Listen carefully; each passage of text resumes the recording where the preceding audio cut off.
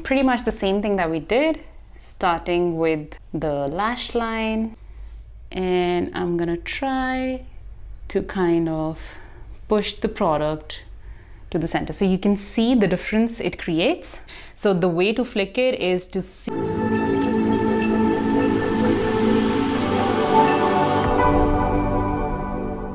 So first things first, we are going to start with priming my client's lid. So again, I don't like to use anything in particular for the primer.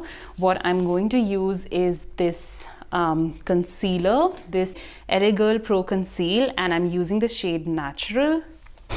And I'm simply just using a flat brush, picking the product up and putting it on my client's lid, just like so. So you can use anything. You can use a sweeping motion, you can use dabbing motions. Anything at this moment is fine because we don't have any sort of primers or anything underneath. So we're happy with anything.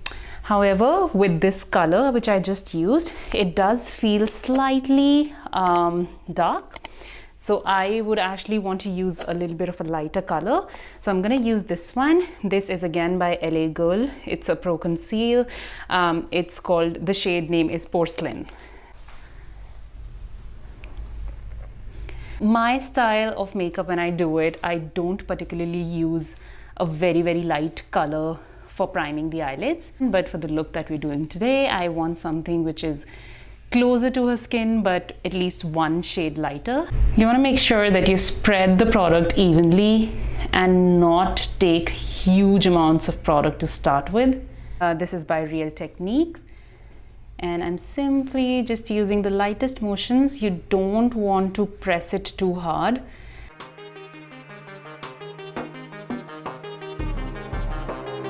But still the pressure has to be enough for us to spread the product evenly. I like to lightly powder it. So for powdering, I'm simply just using this contour powder kit. This is by Anastasia Beverly Hills, and I'm gonna just use a lighter color. So this is the one. I'm gonna use this matte light color and very lightly brush it on her lids. So I'm not going too heavy with the powder, just very lightly brushing it on her lids. The brush that I'm using, this is by Morphe. This is part of a set. That set is called Credible, and it's number 702. You can find it on Morphe website. Okay, so first things first, to define my client's crease, I'm gonna show you something today that you can also do, which is slightly different from what you might be used to doing. So generally we'll of course use eyeshadows for the client's eyes, but I'm just going to show you that if you want the lightest wash of color, you can even get it from a blush. So this one that I'm using right now is by Bobbi Brown. It's a pink blush. It's called Tawny 2. So I'm just taking a little bit and I'm going to start with the outer corner and kind of try to make a V. So why we're using a blush instead of an eyeshadow is that the color of the blush is extremely subtle and it will not look over the top. So if you're ever trying to find a color, especially a peach or a pink, where you can't find a very light color which you want for that light wash over the eye, you can use a blush as well. There's no hard and fast rule that you have to use an eyeshadow. Again, if you want, you can stretch the eye a little bit.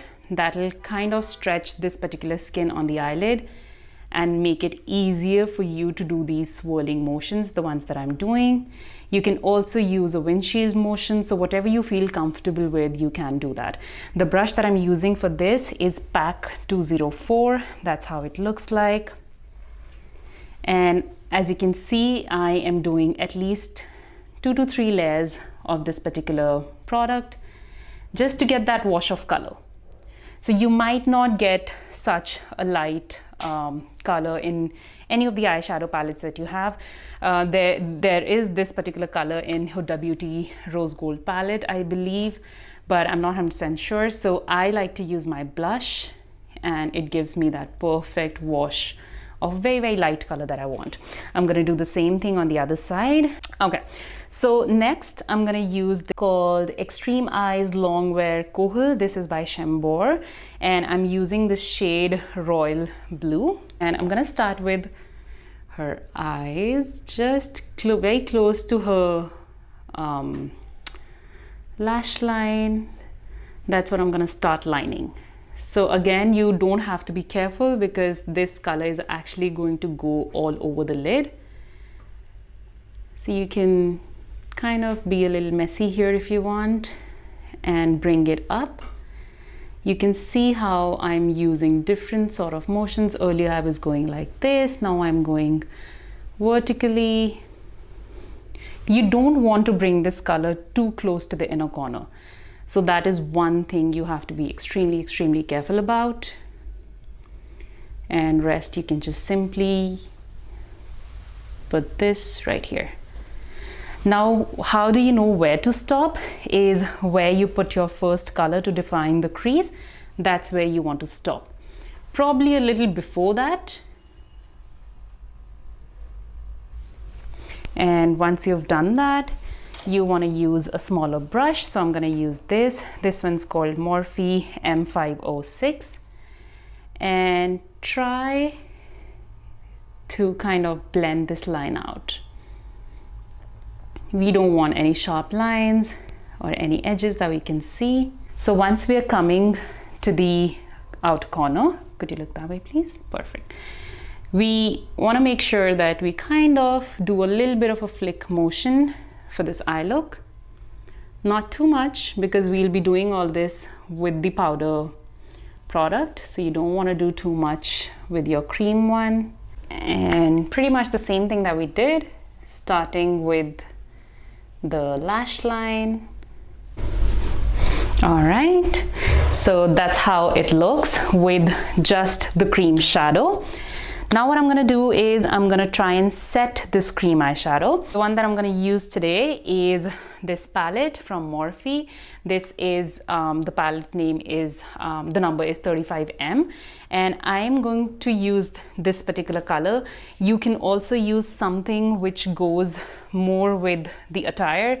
So there's really no hard and fast rule of the exact color that you should be using.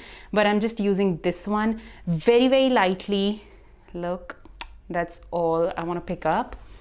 Get rid of anything excess and just slightly dab it so that my color does not change too much, but this will just act as a powder that will set the cream product. So again, this way, and I'm just using dabbing motions simply just to set what I've already done. So just setting the blue color, not too much. Here, the brush that I'm using is MAC 217S. Now I'm gonna actually use this particular palette right here. This is by Huda Beauty. This is their small palettes with 9 eyeshadow shades. So this is the Amethyst, or whatever you call it, Obsessions. And so I am going to use this particular color right here. Now we used a very light wash of a pink color on the crease. Then we went on with a very dark blue color to match the dress. Now we want to find an in-between shade which is going to be like a slightly darker kind of a pink, but will have a little bit of blue tinge to it. So I'm going to use this particular color right here. I'm taking it on my brush, which is Morphe M506. I'm taking it right on the tip, kind of getting rid of anything extra that we have on the brush and just going over this particular line right here.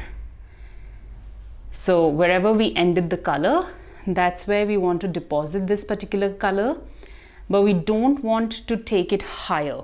If ever you want to kind of overlap it, we want to be overlapping it with the blue, the dark blue. Stretch the eye a little bit. Unless and until you stretch, you won't be actually able to deposit this particular color in the right position. So you want to do that, of course. And let me just show you how I'm gonna do the side. I'm again taking a little bit of product and I'm following the crease and I'm making this particular angle right here so that I can kind of give a more almond kind of a look, almond kind of a shape to my client's eye.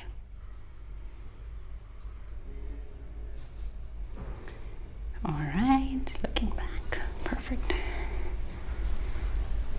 So this is just to create a transition between the very dark and very light shade.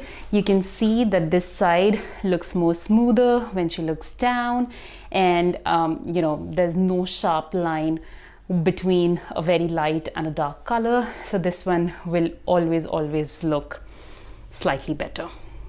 I'm gonna take the same thing and same color and do the same thing on the other side. So once I'm done with this, I'm kind of happy with my transition. It's going from dark to light.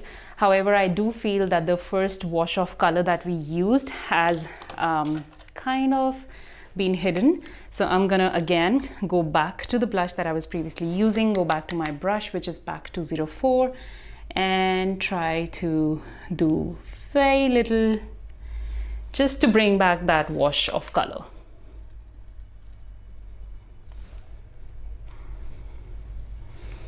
So I'm not pushing that too much, because if I push my brush in, the whole transitions that we've made might just kind of you know, lose its pigment or whatever, which I don't want, of course. So just bringing back the color a little bit.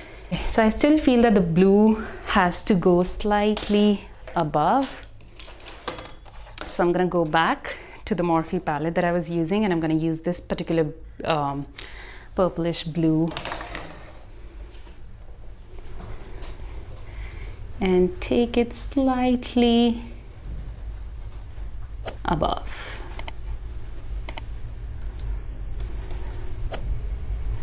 And again, I'm just following the same line that we created to create that almond shape. And if you ever feel that a line is heavy or light, you can simply just use a clean finger to brush it off. I think I'm happy with the way it looks right now. So next, I'm gonna use the same palette, because I don't want to use so many palettes so that it becomes difficult for you to recreate the look if you want to. So what I'm gonna do is actually not use this one, I'll use this one. Okay, so I'm gonna use this Huda Beauty palette and this color right in the center. I'm using this flat brush. You can see this one's again by Morphe, and it's from the same palette, which is 702. So I'm taking a little bit and close, and I'm gonna just put it right in the center. So I'm gonna keep the eye mattified from both the ends and only put a shimmer product in the center to give her eyes a little bit of pop.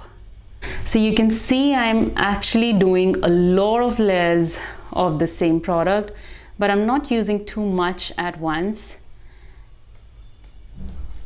because I still want to be in control of the color that I'm putting and not lose the you know, darker pigment that we've so carefully managed to have on her eyes. So again, I'm now going to use my finger using the same eyeshadow, and I'm gonna try to kind of push the product to the center. So you can see the difference it creates.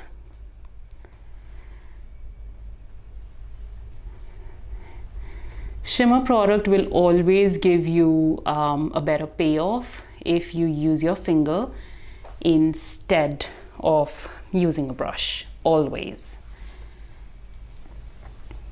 So I like to kind of start with the brush, see what kind of intensity I can get from the brush, and if I'm happy with that, I leave it the way it is. Or if I want more pigment, then I start using my finger. Now once I've put a lot of pigment in the center, while I'm happy with it, I'm going to take a little bit more on the brush and kind of try to do these flickering motions so that there's extreme pigmentation in the center, and then it's kind of sliding off and merging with the matte product. Now I'm taking a clean finger, there was nothing on my finger, and I'm kind of trying to push the color, the matte color, towards the shimmer. Same thing on both the sides, so that the transition is very seamless. You should not be able to see where I started the shimmer color and where my matte color ended. So again, doing the same thing on the other side. All right, I think I'm happy. So maybe you can see a little bit of a patch of color right here. Don't bother about it. We are going to do an eyeliner and everything, and also do a darker color in the outer corner. So that thing will get fixed right there. So for her eyeliner, I'm using the Anastasia Beverly Hills liner. Let me just show you. So I'll be using this brush by PAC Cosmetics. It's 121. And this eyeliner is by Anastasia Beverly Hills. This is in shade Jet. It's jet black. I'm gonna swirl my brush in. You wanna always start with your lash line. So here, it's a very smoked out look. I am not being very careful with my eyeliner application because I am going to smudge this eyeliner out. So the good thing about the Anastasia liner is that it gives you enough play time. So a lot of times when you use an eyeliner, especially let's say if you're using Inglot, the gel eyeliner will not give you a lot of play time, and the moment you put it, it sets very quickly. So once you start smudging it and everything, it may just not move. So with the Anastasia Beverly Hills liner, it does give you good enough time to move it, kind of shape it, and still get that intense black look. I'm going to do the same thing on the other side.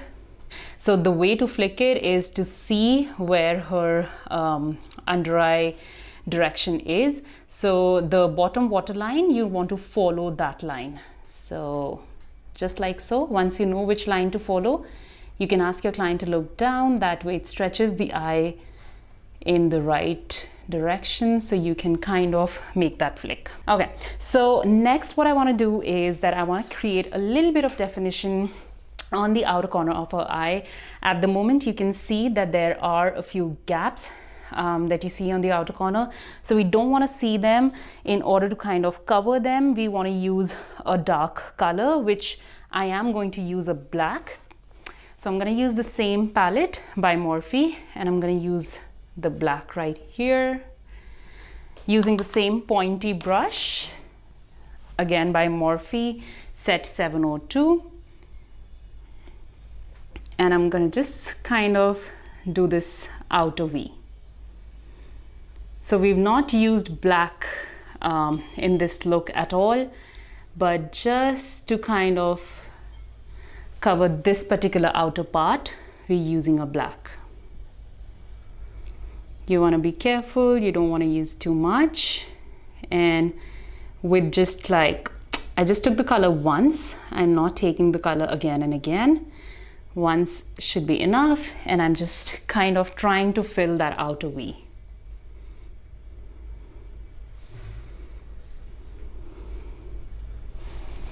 Okay, so you want to just make sure that you look at both sides, and both sides should look as equal as possible. Using the Maybelline New York Hyper Curl waterproof mascara. So I like to use a disposable wand instead of the wand that comes in the mascara. Unless and until I'm using the client's own mascara, I do not apply the mascara directly with the mascara wand. For the mascara, I like to use this particular tool right here. This you can find on Amazon. This is a face mask applicator. So it's a silicone face mask applicator, and it just helps in putting the mascara very nicely from the root till the top. So I'll just show you how. You want to ask your client to look down. If they close their eyes, you're not going to be able to use this tool or do the mascara. So you want to ask your client to look down. You want to pull the lashes up just like so, and try to coat it from bottom to the top so that you cover each and every part of the lashes. Once you start using it, you'll see that it's much more comfortable to do it this way. This will also prevent any mascara going on to the lid by mistake, and also helps in just pulling the lid up so you can coat the mascara from top to bottom. All right, so once I have done my mascara, I want to put on some lashes. This is my lash book. This is by Morphe. I am going to use this particular style today. It's always better to first check whether the size of the lash is fine for your client or you need to cut it. So you just simply need to place it. You want to ask your client to open their eyes and look straight. That way you'll be able to actually see whether it needs any sort of cutting or not. And we don't really need any sort of cutting for her. So I'm going to simply just start putting my glue. I'm using this lash glue by Duo. You can see the amount of glue that I've put. We want to put a very, very thin layer, as thin as possible. And then we're going to wait for it to dry. So the biggest mistake with lashes is when we are impatient and we don't wait for it to dry. If it's not dry, it's not really going to stick in the position that you want it to stick, and it'll keep moving. When it moves, it might actually, leave glue stains here and there, which is something that we don't want. So how you'll know that the glue is dry and it's good enough for you to start using is when you'll see that the glue has started turning a little bit of, gray, dark gray. So it is lightish gray in color when you start, and once it's slightly dry, it will turn dark. And eventually it turns black. So if it's turned black, that also means that it will not stick because the glue has completely dried down. And the glue sometimes does transfer to the bottom. Today it has. So in that case, you don't worry about it. Just wait for the glue to dry and you can then take it right off once it's dry. But you have to wait for it to get dry. Once we are done with this and you're happy with the application of your eyeshadows, let me just use this particular one. So I'm using the Morphe M507, just going over the whole thing to kind of ensure there are no harsh lines. Sometimes the inner corners might be stuck, in which case you just need to pull the skin of the inner corner and ask your client to look up. That way these will separate and you won't see it. However, still on this particular eye, as I'm not so sure if you guys can see, but there's a little bit of glue right here, which I'm not going to touch at the moment. I want it to dry, and that is when I want to kind of remove it. Could you look at me, please? Okay, I think that's fine. All right. Okay, so once we're done with this, I want to do a little bit of finishing on her eyeliner, but I still want to wait for the glue to completely dry before I do that. So I am actually gonna start with her base. Now to start with her base, first things first, we are gonna use these white